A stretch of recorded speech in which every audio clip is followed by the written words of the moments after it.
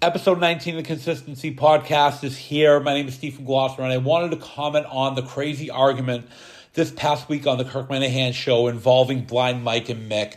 This was classic KMS with two guys battling out as if they were heavyweights in a boxing ring. And credit to this goes to Kirk. He was a master puppeteer. He was controlling both of those guys as if they were marionettes. And when the episode was over, there was discussion as to who won this argument. Clearly, the winner was Blind Mike. He brought up many more examples and many more talking points that made you realize that Mick just isn't a fit to be a producer for Kirk currently. Now, Mick did bring up some good points. He did have a lot of desire, passion, and heartfelt comments that made you feel for the guy in a way, but I just don't think he sold it. He didn't sell it to the listeners. He didn't sell it to Mike or to Kirk. And I just don't think he is producer material for the show as of today. But this is not to say that this is something that couldn't happen in the future. But as of right now, Mick just hasn't paid his dues to be a producer on the show. And if you think back to the old producers on the show or the current producers, those guys have paid their dues. They have built up resumes and they have shown enough in the industry for Kirk to give them jobs. Steve Robinson produced the Howie Carr Show. He was with Howie for multiple years, so he built up a resume that made him noticeable by Kirk and got him hired when the Kirk Minahan Show began. Dave Cullinane was a natural replacement because he was the fill-in producer for KMS, but he also was producing Jerry Callahan's show. So he put in the time and he built up his reps working for Jerry. Coleman was a Barstool employee. He produced a couple of shows at Barstool, and he had a little bit of experience in producing when he was hired. Now, he didn't have the KMS history. He didn't know what was going on with the show, but he was working under the Barstool umbrella, so he knew how the company works, and he was also the best producer during the search. So he was a natural replacement for Cullinane. And now Justin was the perfect fit to the puzzle when it came to the producers because he has been with Kirk for years. He started off as an intern for the show. He's been a backup producer, and he's also been in studio many times in the second or third chair. He has put in the reps. He's paid his dues. He's done anything that Kirk has asked of him. He's been loyal to Kirk. So it was natural for him to be a producer on the show. And I just don't think Mick has done anything to merit a job. Yes, he's talented.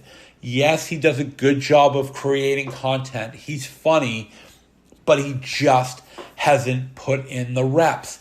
And maybe that will come with time. Maybe Mick's best option is to find another podcast that he can produce, put in some time behind the glass, contribute to whatever show he's working with, and develop his resume, because maybe that will help Kirk to choose him as a producer should Coleman or Justin leave down the road. And of course, Mick has the ability to be a backup producer on the show. So if Coleman or Justin need some time off, who better than Mick to produce the show?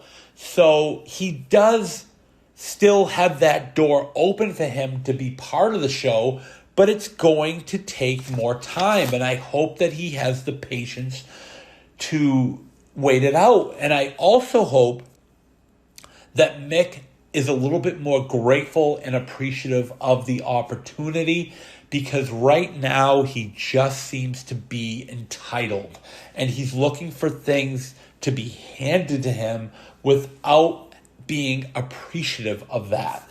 And the arguing, the yelling, the demands, yes, they're funny.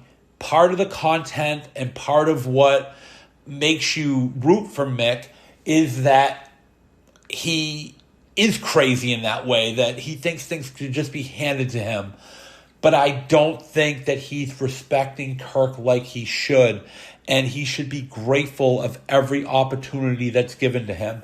If you think of minor league baseball players, for example, those guys spend years in the minor leagues.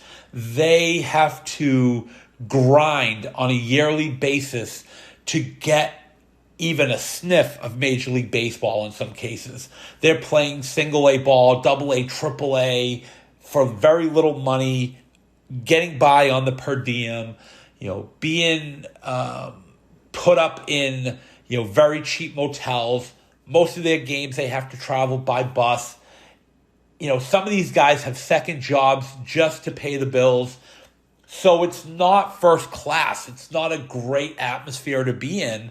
So when these guys get up to the major leagues, they're grateful of the opportunity. They don't act like assholes to the media. They don't question what took management so long, for them to be called up. They live in the moment. They're grateful, and they will do the best that they can if they're there for one game, 10, or half a season, because they know that that opportunity may not come up again. So that is what Mick needs to realize every time he goes into the studio. And a lot of us are like that. We're grateful of the opportunity. We're appreciative of the opportunity. When Coleman gets in touch with you and asks you to come in, it's a blessing, because you're honored to be in the same room with Kirk, to be able to help him put on a good show that day. So you're not going in there demanding money or, being an absolute ingrate, because these invitations don't happen every day. So when they do, you have to really be blessed at the fact that you are part of something on a very minor level, but you're part of something for that day. And I think that Mick needs to develop that side of him that is more grateful than upset. And I think that if he does that, something will open for him down the road. And that will happen with time, but hopefully it doesn't, because, and it's not a knock at Mick. I mean, I really hope he is a producer and something does happen for him. But what we're seeing right now with the show is just perfect. Having Coleman and Justin behind the glass is something that has brought the show to the next level. These two guys work well together. They produce good content. They are very interactive on social media. And I think we're seeing the start of something great for the show. And what I found this past week with the episodes is Coleman was a lot more relaxed. He was more calm. He let his guard down a little bit. He was funny. And it's something that we didn't see for the past 90 days, because Gussie bullshit was sabotaging the show and making life miserable for everybody. I mean, Kirk just wasn't his self, and, he had that constant pit in his stomach all the time.